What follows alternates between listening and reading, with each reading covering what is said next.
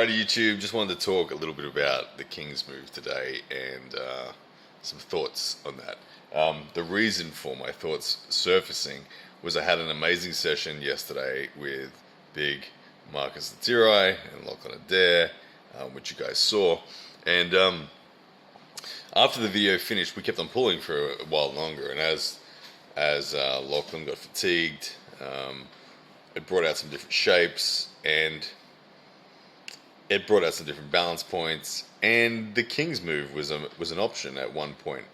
And I really got to the point where I thought to myself that I'm actually changing my opinion on the King's move. Now, I don't know if you know what my opinion was previously, or has been typically.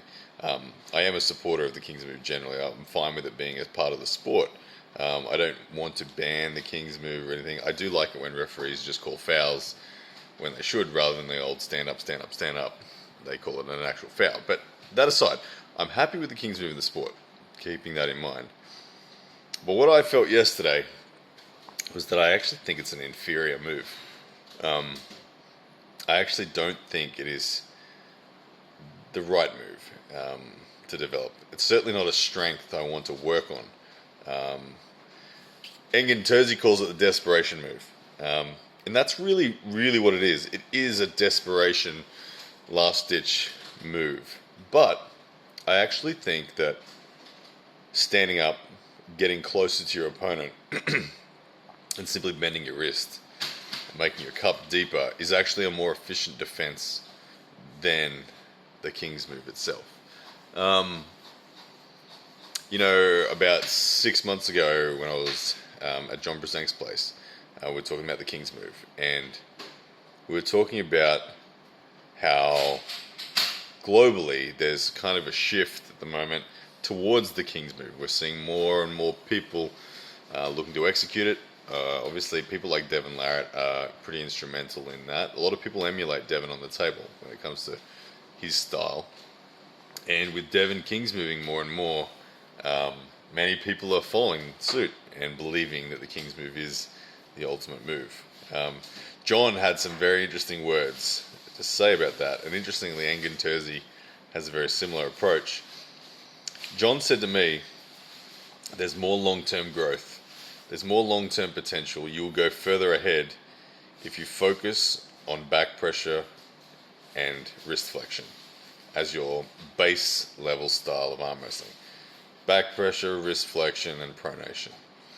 And John's recommendation to me at the time was don't fall into the trap of following the dragging King's move style approach, because it's limited in how high you can go on that. And he believed that a cup and wrist flexion based strategy in training had a higher potential when it came to how far you can go in the sport. So for me, desperation move, as Engin Terzi would put it, King's move, as others call it, it is that. It's a short-term thing. It's a moment, in-the-moment thing that can be used. But honestly, I really do think, and I felt this in yesterday's training, I felt this with Lachlan and Marcus towards the end of the session, that the King's move was not the most efficient thing for me on the table yesterday. When I was at my limit, I was far better off moving to the top right of the pad and just bending my wrist deeper and sticking with that. Honestly, it made a big difference. This was particularly against somebody else who was kind of open arm as well at the time. Bending your wrist, foundation of arm wrestling. But anyway, King's move thoughts, desperation move thoughts, and I guess most fascinating, the insight from John, who of course, as we know, we never saw John in a King's move, and he was the GOAT, or he is the GOAT. So it's a fascinating thought process there. I don't think you're going to see me King's moving in any sort of comp.